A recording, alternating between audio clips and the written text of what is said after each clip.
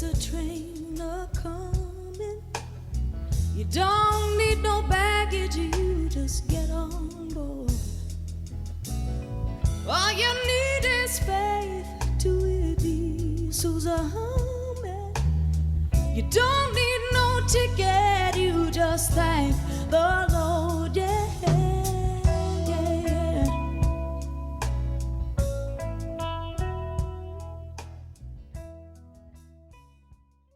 All right, happy day. Hey, it's 2024. My name is David Fuquay. We're back from Christmas break for New South Christians, and I'm really looking forward to this semester. I'm so excited. I've had a lot of people come up to me and talk about being on the podcast, and Ernesta here, sitting to my left, is one of them. I had her in macroeconomics last semester. She was kind of quiet. This semester, she's exploded. So she's decided to share with us, and so this is a perfect opportunity to get to her. So she's in micro right now. So I'm going to let her introduce herself, tell a little bit about how they ended up in Nashville, and maybe just kind of your spiritual, religious connection from where you came from to where you are now. Okay. Yeah, so go ahead. Gotcha. My name is Ernesta DeLufsey. I'm originally from Brooklyn, New York. I moved from Brooklyn to Georgia, Duluth, Georgia, and then after that went straight to our good old New South Christians podcast with Mr. Fuquay right here. And, that was kind of it for my story of moving. It's been a long journey, but for my parents' story, they had an extremely long journey. They originally lived in Albania, Kosovo to be exact, Fedizai, and from there they went to Germany, got their papers in Germany legally, and not illegally, okay? Okay. And they got their papers and went straight on a boat to New York City, on where I was born, in Coney Island, Brooklyn, New York. Wow. And we were originally Muslim, I'll say that, from when I moved to New York, or when they moved to New York, and I was born there, and that's how my parents started off. They really didn't know that much about like Catholicism or Christianity or anything. They didn't really know that much about their history until like they actually started to learn English and like went to school here too in America, and like got more into the history, because that's how my dad is. He's a history buff. Oh, okay. He doesn't stop talking about it. He'll give me life lessons every day, and I don't even ask for it. That's awesome.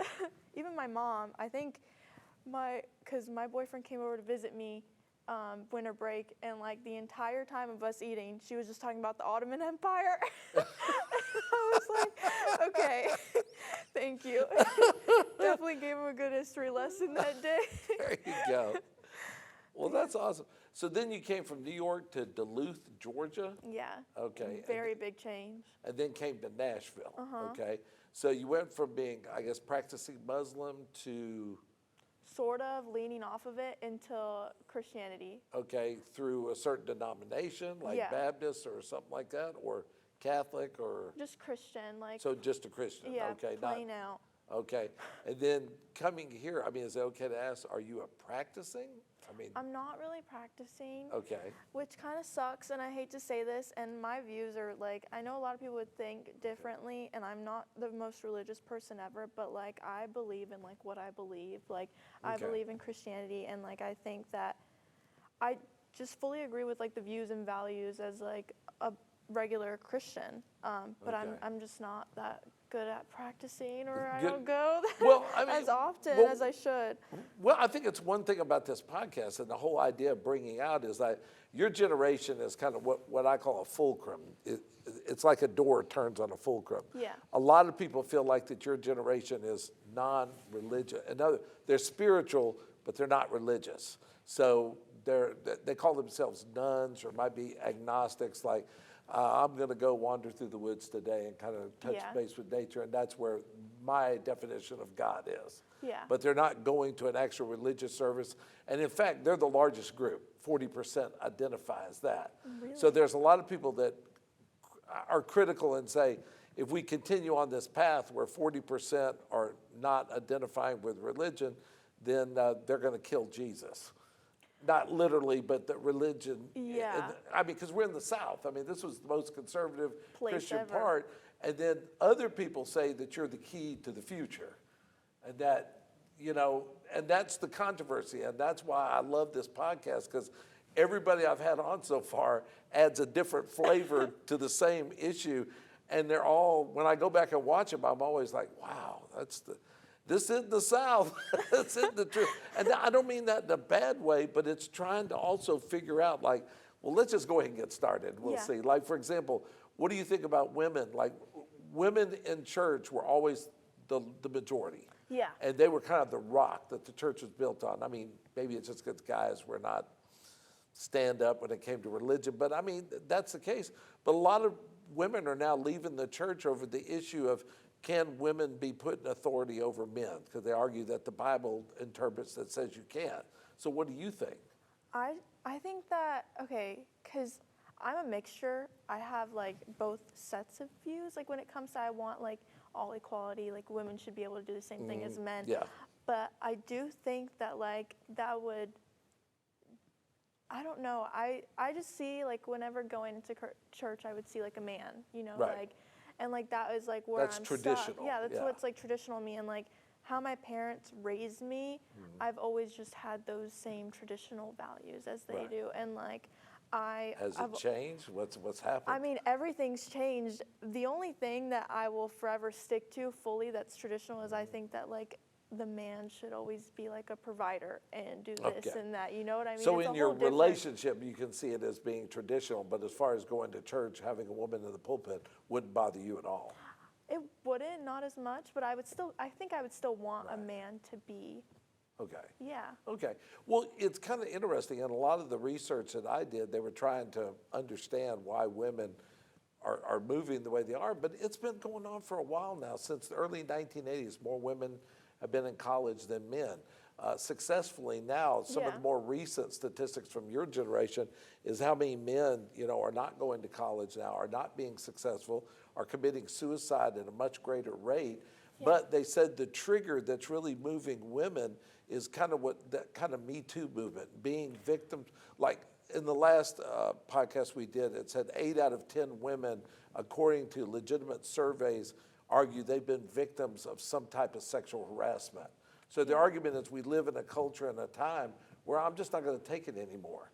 And I should have the same rights and same equality as men do. And so some people feel like that in the church, they kind of feel like they're being left out, and so they're willing to leave the church.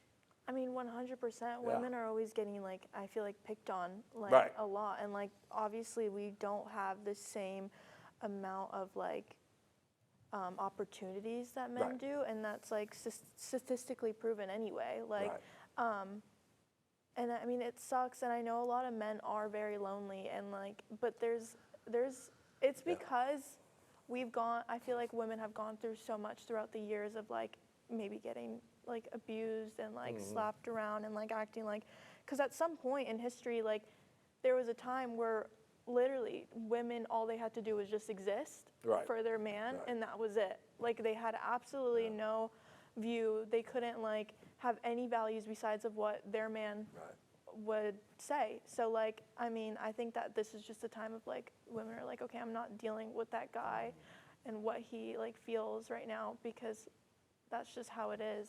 So you think that's just bled over into the church just as an extension of society. Well, since you mentioned it, I got to mention this because we both know one of the people that was on the podcast before, Aiden. And it was really interesting to me how many young men that I've either had on this or talked to about being on talk about loneliness, feel like they're being left behind. Yeah. And I just listened to the NPR show this weekend with a guy that did a bunch of research on the loneliness of men, the suicide rate of men, and then also how men don't know how to date anymore. They don't even know how to ask a woman out because they feel like that women have become these, I don't know, for the Me Too movement, they've awakened and they're almost intimidated and afraid of them. Yeah. And so therefore they don't know how to kind of do playful flirting to get to the point to asking you. And then when they go on a date, they don't know how to be on a date. And then they feel like that they're going to be attacked when they're on the date. And if they went on a couple of dates, they don't know how to break up with the person that they're kind of dating. It's like a cycle. And I was listening to this guy this weekend. He was so knowledgeable. And I said, That's the most messed up thing I've ever seen, because Yeah. there's always been a certain amount of anxiety with asking a person out, but you're coming out of a generation that just, I don't know, I guess men feel intimidated by you, so they're Yeah. not dating and they're not going on dates, and they seem to be happy with that. But It's- down the road, is that a bad thing, or is that? Okay, personally, I Right. believe that everyone like has their special someone, Right. regardless of what. Like, I'm such a huge believer in fate and like Oh, okay. things happen for a reason.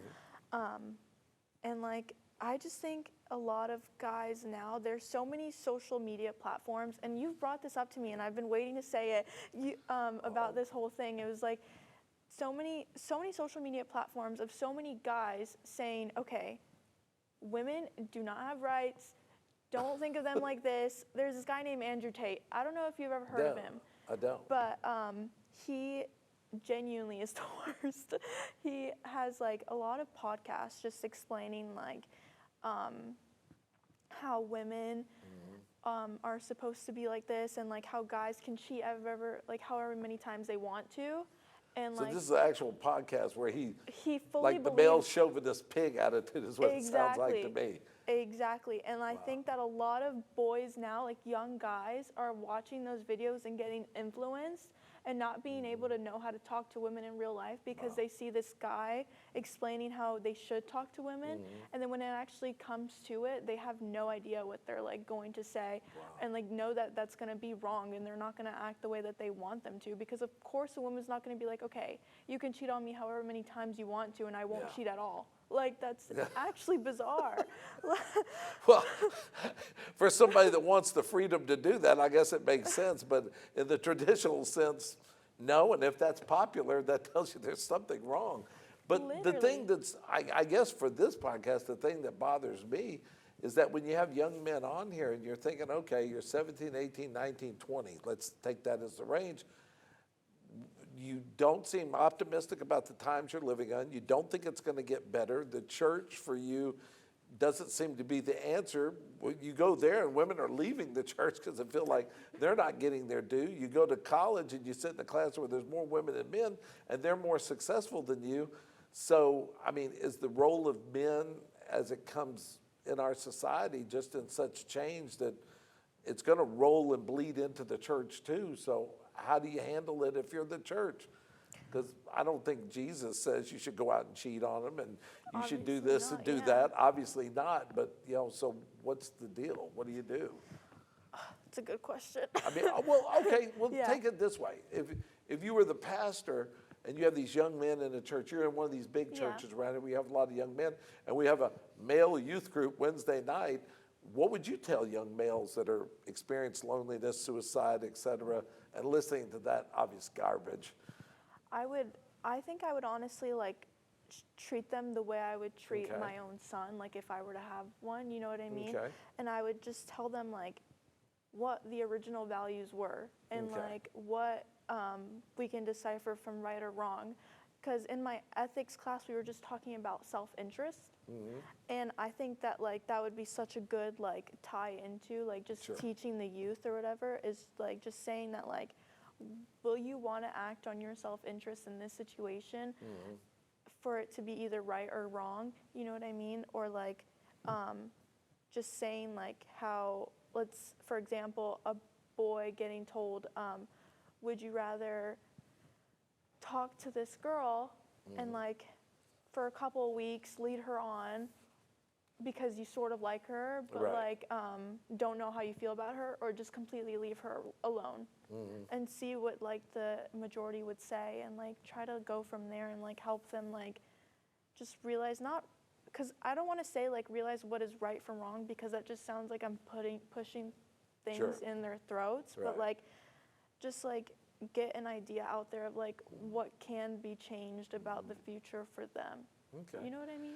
Well, yeah. I want to move into some of the other stuff, and I'm not saying this to offend you or something, but I find it fascinating. So, do you go to?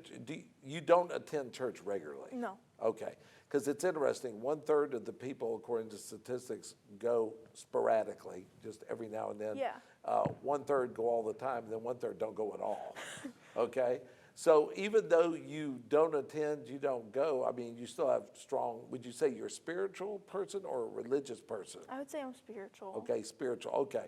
So if you died right now, what do you think happens to you? Thank you for that question, Mr. Fuqua. Well, I mean, whether you go to church or not, I mean, we're all going to I- die. But what do you see happening? Because since you identifying as a spiritual, I mean, you're fitting the definition of what they call nuns. Yeah. You're not taking a religious point of view the way you're indoctrinated. Because from a religious point of view, I would have asked you, do you want to have a relationship with God or do you just want to talk about God? Why don't I answer both questions? Well, yeah, go for it. Okay. Yeah, that's why we're here. Yeah, Okay. whatever. I would rather have a relationship with God, right? That was Right. the question.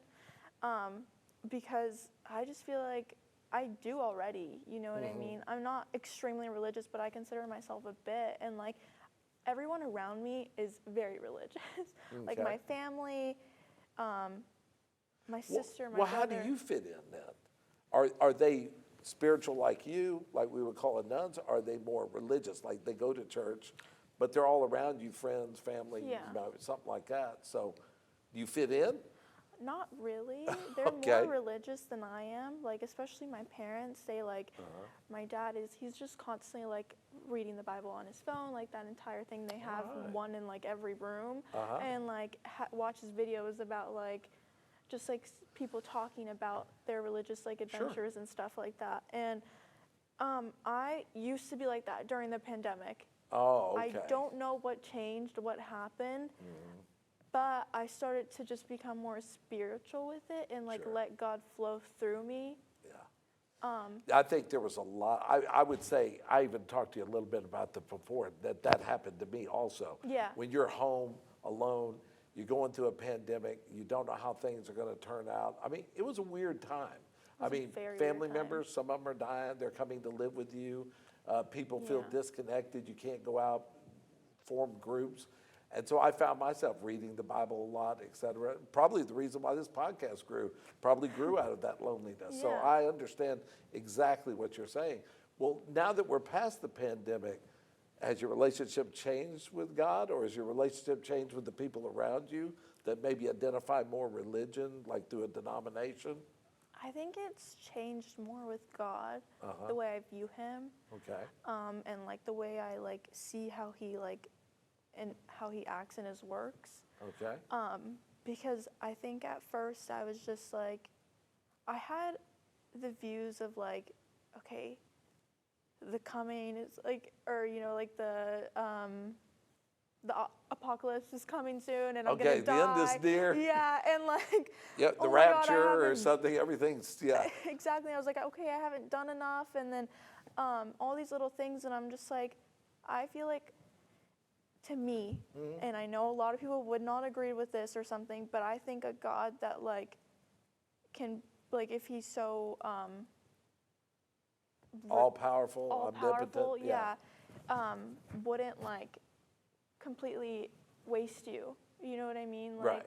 And like all the things, like let's say you didn't feel like you didn't do enough. Okay. That's like in your own head, and I think that he gives you so many chances to do enough in your Okay. lifetime that like you either take them or you don't. And Okay. like I think I try my best to take those opportunities as much Okay. as I can Okay. to make myself feel like I am doing enough and like Okay. for him. Well, do you believe in heaven and hell? Yeah. Okay, you do? Yeah. Okay, well, that's cool. I believe that there's like a heaven and hell, but I think that like there's different ways to look at both of them, especially hell. Well, how do you look at them?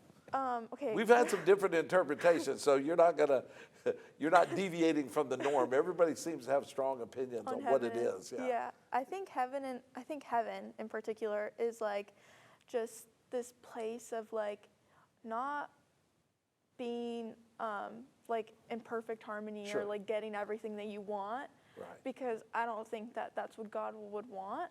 You know what I mean? Because if you got everything you wanted, you're still not learning. And I think that heaven is just a place of like being able to like be free and like spiritual Sure. and still have these like hardships and stuff like that, but like you're not like down on earth or whatever. Well, do you believe in eternity? Like, Yes. there'll be eternal, like, damnation and eternal rewards in heaven? Yeah, that's what I think of. Like when I go, like if like there, the heaven, that I'm talking about, there is like an eternity, and you're the spiritual being. Okay. Um, So what that's does hell look like then?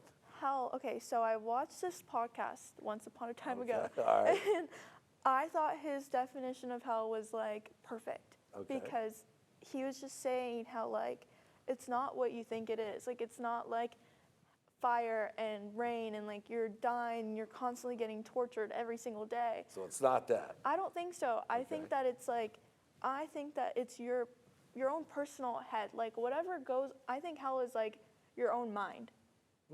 Like your mind creates these things. Like whatever you are so like whatever you did throughout your life that was so bad, you like continue to relive that because like So it's your own personal torment. yes, basically. So if your torment was this in your life, this is what you're going to get in hell. Yeah, like if you were so stuck on that your entire life, Right. that like you could never move past it.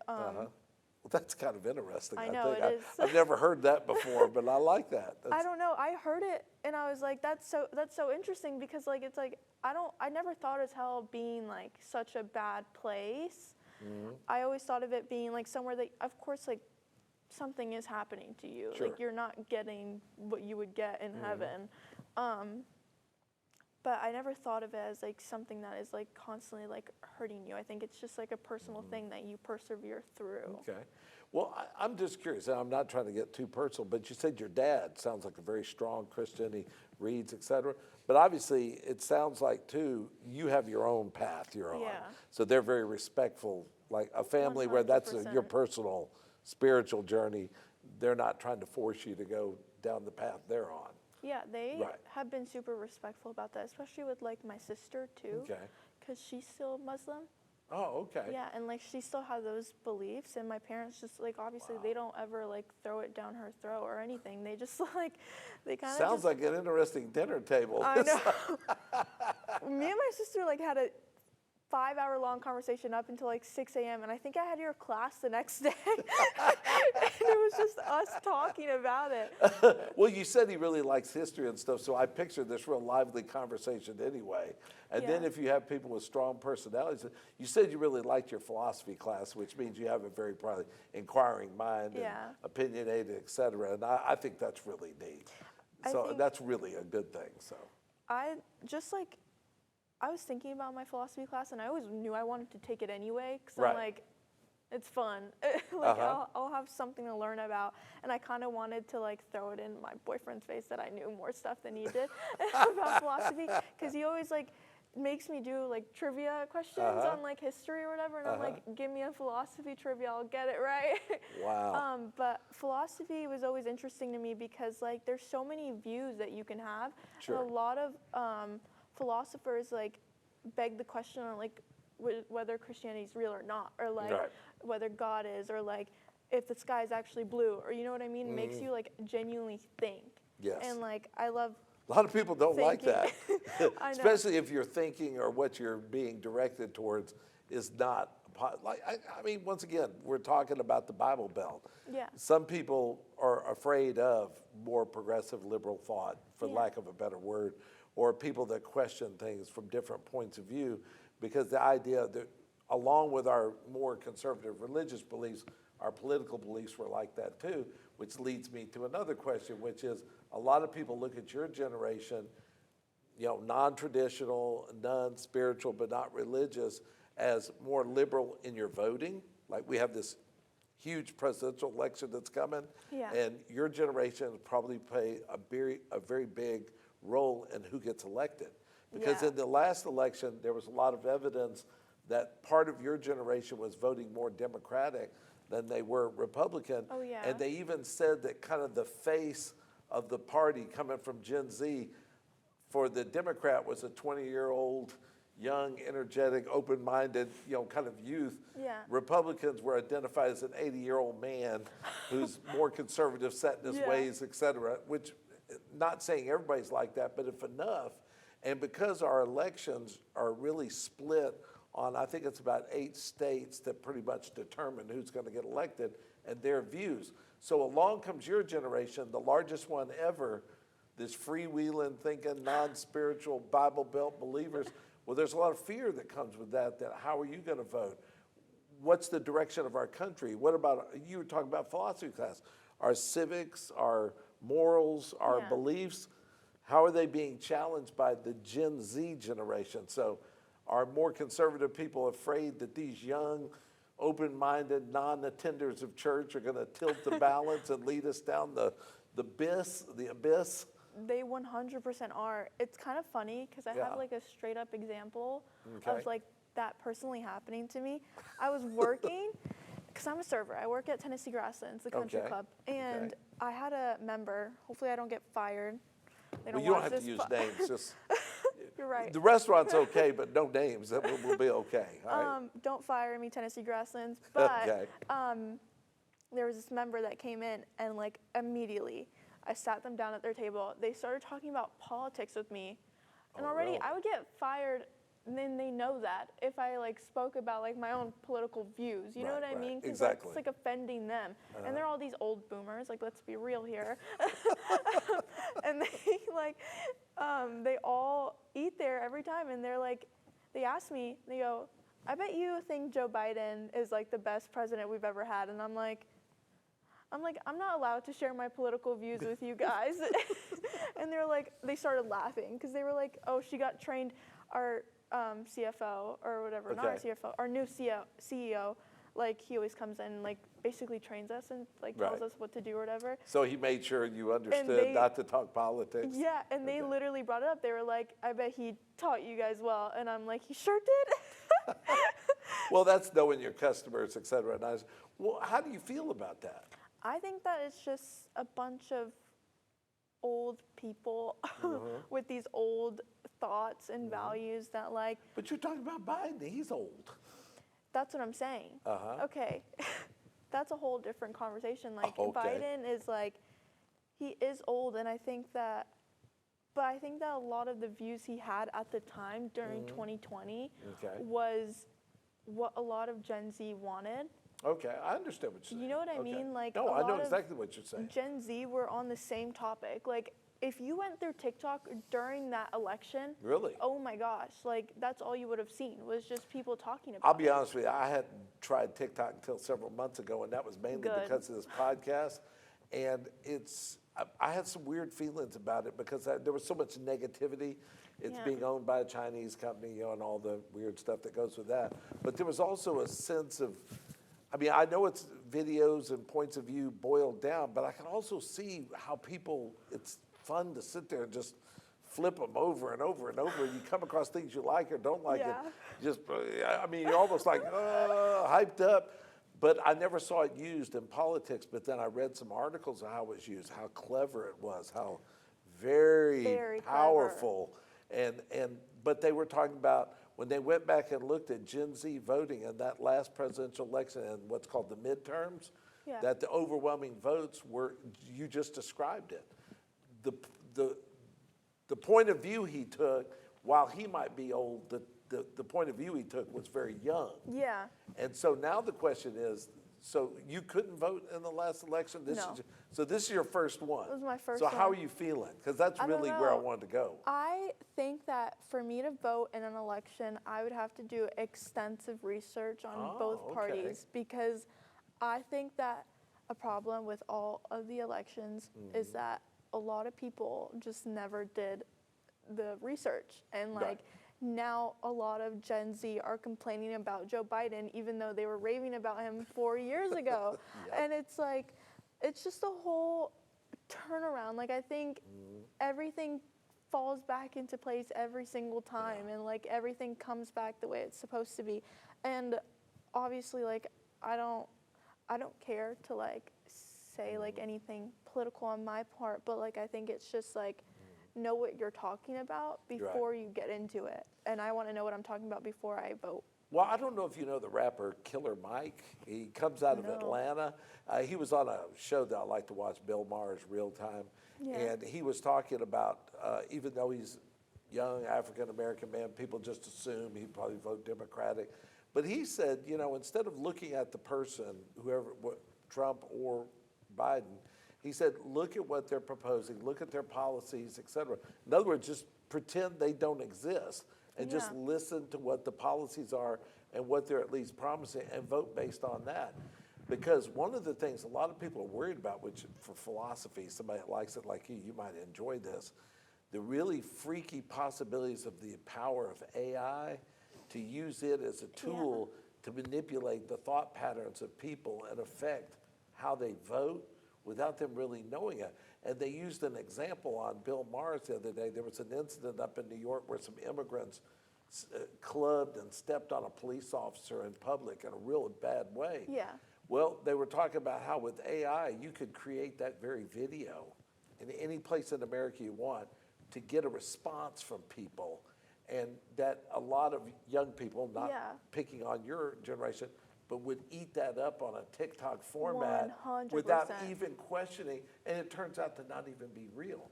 So how do we make sure this election isn't stolen out of our own ignorance through our social media platforms? I don't think that there is a way. I think that it'll happen. We're potentially in for a really rough ride because I think that so means too. how do you have faith in the outcome of the election? It's just hard. There's like really no way to know and predict like what is going to happen. Like having faith is like honestly up to you at this point. Like it's how you want to feel because there's so many things that people can say. Like I literally strictly remember me being on my phone during that 2020 election. Yeah. And just seeing people go on about the same things and show these riots and saying how like Joe Biden is right and Trump is wrong and this is why you should vote for him or whatever, and giving all these lists. And then even on Twitter, not to bring this up or whatever, but the Palestine and Israel thing. I'm kind of glad you did that because, well, go ahead. It's okay. I'm very opinionated on that. Me too. I think the Palestine-Israel thing, I was on Twitter when I first heard about it and just scrolling through because I like to read like an article a day just about like stuff that's happening. And I saw that there was false advertisements of things happening, like saying how like, not to say anything about Palestine nor Israel, but like 10 kids just died in a school in Israel, or like 20 just died at some place in Palestine. And then you find out later that that wasn't even true. Yeah, it's like fake, And it was just someone typing down whatever. Well, that's a good point, that because we're coming close to the end, but something I wanted to ask you, because you just kind of, if you know that, then where's your world? Where do you live? I mean, are you like in the virtual, well, that's what I mean. Are we all just in a virtual world of being manipulated by these platforms and AI algorithms to where it's all fake? I mean, there's a lot of things going on in the Middle East. I mean, the fear of World War III breaking out, the fear of this thing getting out of hand, and this just fuels the flame. And then when you find out it's not true, then what do you believe?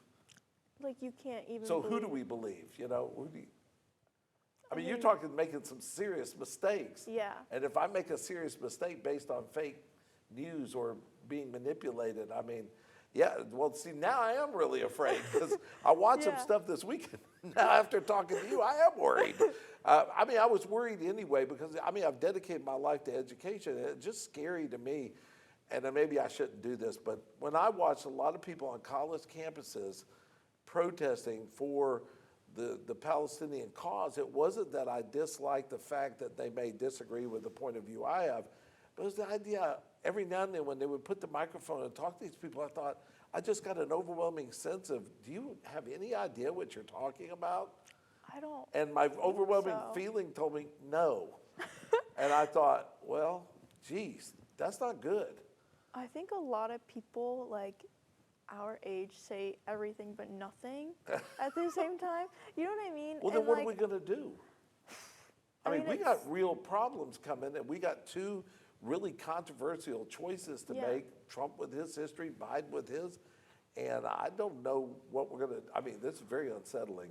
100%, it's like because we went from talking about the spiritual change, but this is the same thing. the South and the traditional conservative Bible Belt is being inundated with people like you that are young, that have different points of view, but you're also facing different challenges. That's the thing I guess I'm realizing right now. Yeah. You're the first person that's really, we've gone down this road, and now my anxiety is high. So before we get to the end, I always like to end on a positive note, but I have one more negative to ask you. How do you feel about the future then? Are you optimistic? Do you feel good? You're majoring in accounting. You're young. Sounds like you have a supportive family. I thought you were a good student. Do you feel good about your future? Do you feel optimistic? There's times where it's either or. I'm very optimistic about my future, and I try to be that way and try to make others feel that way. Okay. Because a lot of people aren't, and they don't think that they're gonna get very far. Okay. And I hate thinking that way because I always believe there's a plan for me, and to get back into the spiritual stuff, I think that God always will have a plan for you regardless of what. And it's called your calling. Exactly. Yeah. My calling. I need to find it. It's going to be there somewhere. Okay, so you believe in that, huh? Yeah. Oh, okay. Because I'm a very strong believer. There's a book I read called Driven by Eternity by John Bevere, and he talks about God, 2,000 years ago, God knew Ernesta was coming. He knew the talents and gifts that he had, and here she is, and he had a calling on your life. Now, I will admit, people like me that are older, sometimes we miss them. But the idea is there's another one, and another one, and another one. In other words, there's always will be there if you surrender to it. My big problem, like a lot of people, was I never asked. I did what I thought I was called to do, but I never asked God, what was I called to do? So now, even though at my later stage of life, that's really where I am now. That's one of the reasons I'm doing this podcast, really. It sounds really cruel, but it's not about you. It's really about me. Coming out of the pandemic, this was my thing. I was like, well, with the time you have left, find out what yours is and get busy doing it. And whether you are spiritual or religious, I think that's a perfectly religious answer to that question. So, I try. You believe that and feel that, huh? 100%. Wow. I think that things will work out, and I will find my calling, and that this will be something that I genuinely love to do, because I can't think of a life where I hate doing something and I live in misery. You know what I mean? So you do feel good about the future. You are optimistic, and you just got a calling you're looking for. All right. All right, well, that's going to be a good note to end on, but I always like to end on one other thing. And I know most people sitting in there, I think they believe it, because I do. We did not meet by accident. I really, truly believe that. Fully agree. Well, I agree, because I had you the first semester, you didn't talk much. This semester you do, but even talking in class the other day, I've learned more about you in the last couple of minutes and 35 minutes of this podcast. So I just want to say thank you. I'm looking forward to seeing the journey. One more thing, guys. Go for it. Positive note. On my last econ test, I did really poorly. But I left him a really good note on the back saying I wanted to do a podcast. Seriously thinking about retaking macro because it was a hard class. You don't need to retake macro. You'll be fine. But you need to go on with your calling. That's the way it's done. Well, maybe that is my calling. Well, that's very nice of you to say. All right. Well, anyway, thanks a lot for being with us. Share it with anybody else that you know. And, hey, if you're interested in being on the podcast, reach out to me. I'm here at Vol State. You can find me, or you can find Ernesta or anybody else that's been on it. So God bless you and have a happy day. Have a happy day.